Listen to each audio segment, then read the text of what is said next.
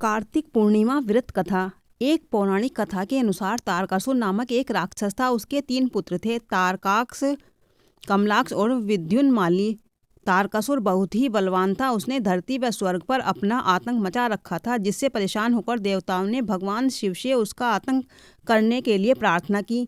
उनकी प्रार्थना सुनकर भगवान शिव ने तारकासुर का वध किया। इससे देवता बड़े प्रसन्न हुए। उनके 3 पुत्रों को यह सुनकर बड़ा दुख हुआ और उन्होंने इसका बदला लेने के लिए ब्रह्मा जी की घोर तपस्या की। उनकी तपस्या से प्रसन्न होकर ब्रह्मा जी ने तीनों से वरदान मांगने को कहा।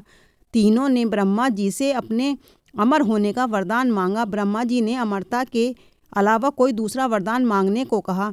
इसके बाद उन तीनों ने कुछ देर तक इस पर बहुत विचार किया और फिर ब्रह्मा जी ने कहा, आप 3 अलग अलग नगरों का निर्माण करें, जिसमें सभी बैठकर पूरी पृथ्वी व आकाश में घूम सकें।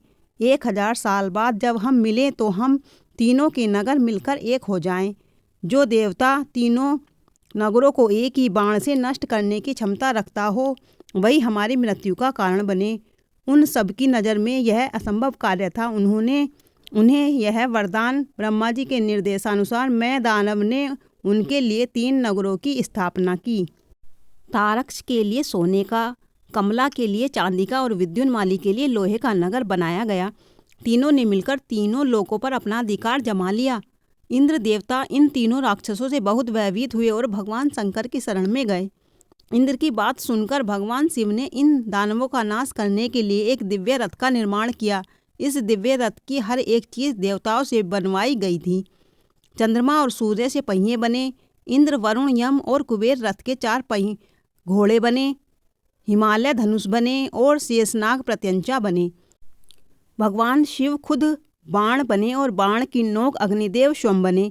इस दिव्य रथ पर भगवान शिव स्वयं सवार हुए। देवताओं से बने इस रथ और तीनों भाइयों के बीच भयंकर युद्ध हुआ। युद्ध करते समय प्रभु लीला से एक ऐसा समय आया जब तीनों रथ एक ही सीध में आ गए। जैसे ही ये तीनों रथ एक सीध में आए, उसी समय भगवान शिव ने अपने बाण छोड़े और तीनों का नाश कर दिया। इसी वध के बाद भगवान शिव को त्रिपुरारी कहा जाने लगा।